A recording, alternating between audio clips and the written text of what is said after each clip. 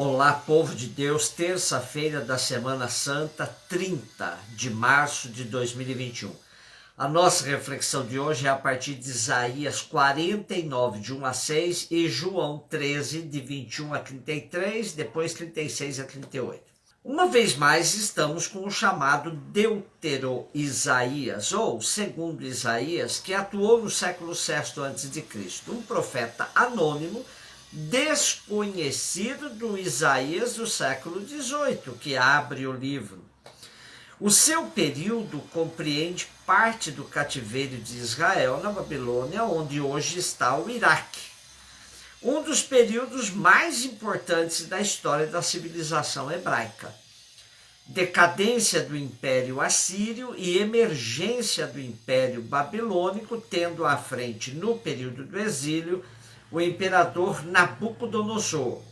As deportações dos israelitas para a Babilônia começaram nos anos 598, 597 a.C. e continuaram em 587 e 582. Na primeira deportação, Jerusalém foi cercada, houve saque do templo, mas não a sua destruição, o que ocorreu na segunda deportação. O Deutero-Isaías escreve os capítulos de 40 a 55, ali por volta dos anos 550 a 540 a.C. Embora seja de família sacerdotal e se situe dentro da tradição dos cantores do templo, sua atividade é muito mais profética. Serve-se da tradição litúrgica para anunciar sua mensagem, o retorno a Sião, animando os desterrados. Estima-se que cerca de 15 mil pessoas foram exiladas na Babilônia. Considerando o ano de 598 da primeira deportação e 538 como o ano em que Ciro, rei da Pérsia, reinava, um ano depois de ter derrotado Nabucodonosor, como o ano do retorno à terra de Israel, temos então 60 anos de cativeiro.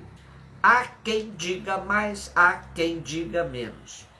Nosso texto de hoje, 49, versículos de 1 a 6, nos dá o segundo cântico do servo sofredor ou servo de Javé.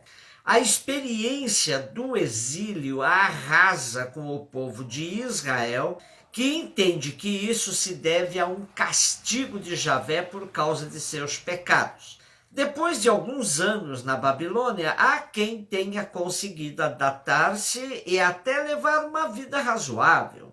É claro que o cativeiro não foi igual para todos, pois a família real, os grandes comerciantes, os sacerdotes oficiais e altos funcionários da corte fazem aliança com os dominadores e se aproveitam das benesses conseguidas. Porém, as pequenas famílias camponesas, os pastores, pescadores, artesãos e pequenos comerciantes têm a vida cada vez mais difícil. Um paralelo pode ser feito com essa onda de privatizações neoliberais apoiada pelos economistas da corte de hoje. Eles, uma vez mais, sairão lucrando, enquanto os pobres assistem passivamente seu país sendo saqueado e entregue às mãos de estrangeiros.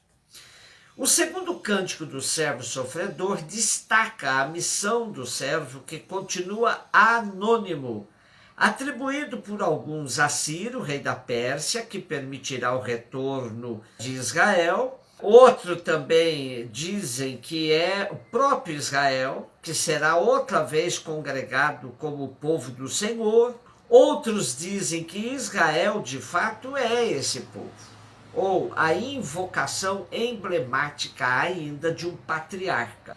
Então é um anônimo. O servo assume a sua missão, confiada a ele desde o ventre de sua mãe, isto é, lhe é de próprio de sua natureza a vocação de reunir o povo, restabelecendo as tribos de Jacó. Um aparente fracasso será a ocasião para Javé manifestar sua força. É isso que vemos quando o texto diz: trabalhei em vão, gastei minhas forças sem fruto, inutilmente. Entretanto, o Senhor me fará justiça e o meu Deus me dará recompensa. E o nosso texto termina elucidando a vocação de Israel de ser um farol no meio das nações, indicando que a missão do servo é universal. Eu te farei luz das nações para que minha salvação chegue até os confins da terra. João 3, de 21 a 33, 36, 38. Com o capítulo 13 de João, começamos a secção que mostra a exaltação de Jesus. Chegou a hora.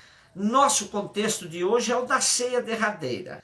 A descrição da ceia em João não relata a doação de Jesus, seu corpo, seu sangue, mas sim o lava-pés, a instituição do ministério do serviço, como prova de amor que deve existir entre os discípulos e seguidores de Jesus.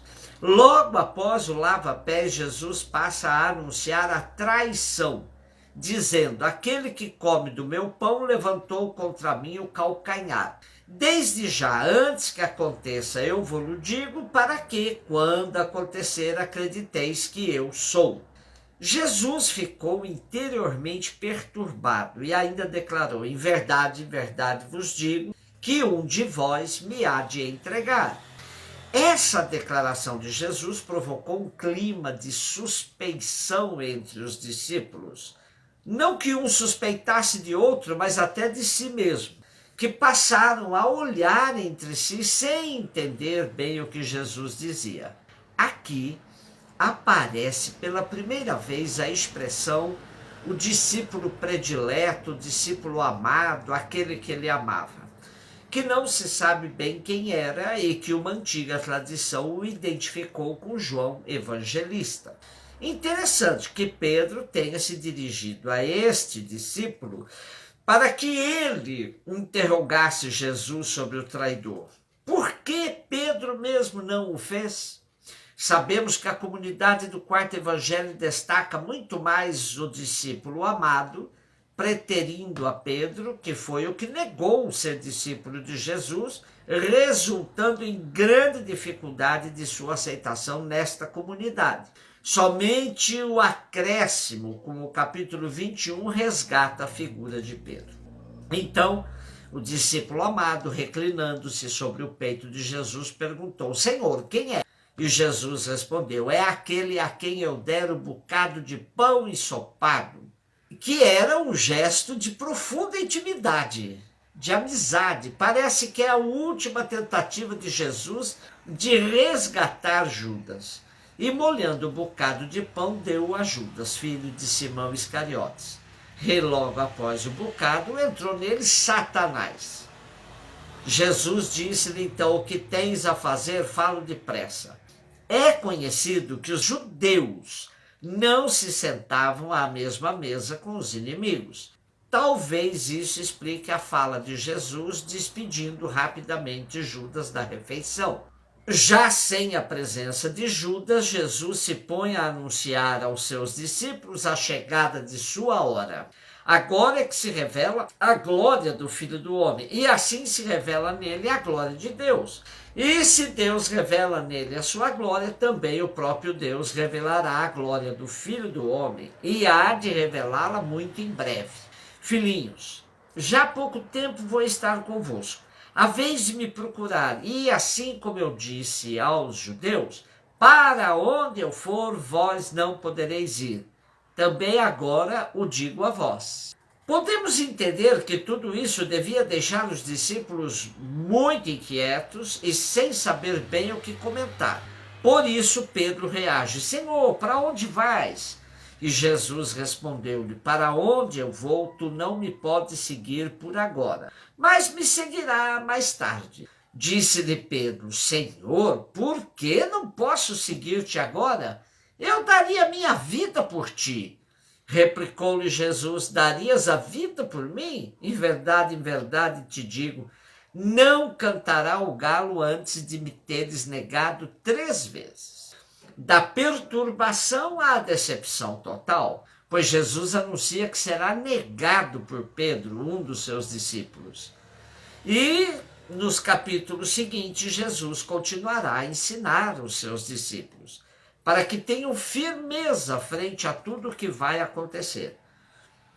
Vivamos intensamente essa semana e façamos sempre nossa reflexão sobre tudo o que aconteceu com Jesus, com a pergunta na cabeça: com quem me identifico nessa trama toda de prisão, tortura e assassinato de Jesus? Um beijo no seu coração.